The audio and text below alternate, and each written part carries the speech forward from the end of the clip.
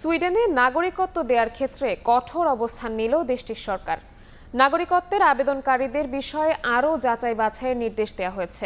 Swedish সরকারের এমন সিদ্ধান্তের কড়া সমালোচনা করেছেন দেশটির বিরোধী দল ও শীর্ষ আইনজীবীরা। প্রবাসীরা বলছেন, এ ধরনের পদক্ষেপে হাজার হাজার অভিবাসীর দেশটির নাগরিকত্ব পেতে দীর্ঘ সময় অপেক্ষা করতে হবে। সুইডেন থেকে বিস্তারিত জানাচ্ছেন শফিউল আলম।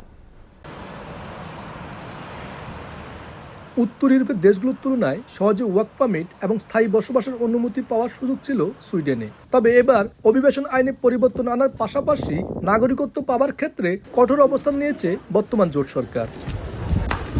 যারা দেশটির নাগরিকত্ব পেতে চান তাদের আবেদন আরও যাচাই বাছাইয়ের নির্দেশ দিয়েছে সুইডিশ সরকার। ফলে যারা আগেই আবেদন করেছেন এবং যারা ভবিষ্যতে করবেন সবাইকে দেশটির নাগরিকত্ব পেতে দীর্ঘ সময় অপেক্ষা করতে হবে বলে মনে করছেন প্রবাসী বাংলাদেশিরা।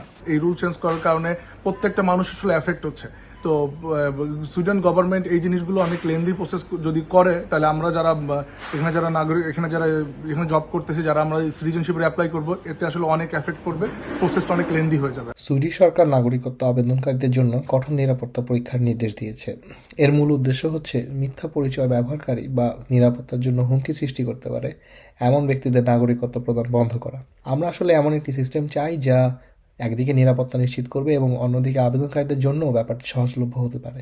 সুইডিশ সরকারের এমন সিদ্ধান্তের কড়া সমালোচনা করছেন দেশটির বিরোধী দল ও শীর্ষ আইনজীবীরা। তবে সুইডেনের অভিবাসন মন্ত্রী জানান, যেসব অভিবাসী সুইডিশ সরকারের নিরাপদ রাষ্ট্রের তালিকাভুক্ত দেশ থেকে এসেছেন তাদের নাগরিকত্বের আবেদন আগের নিয়মই হবে।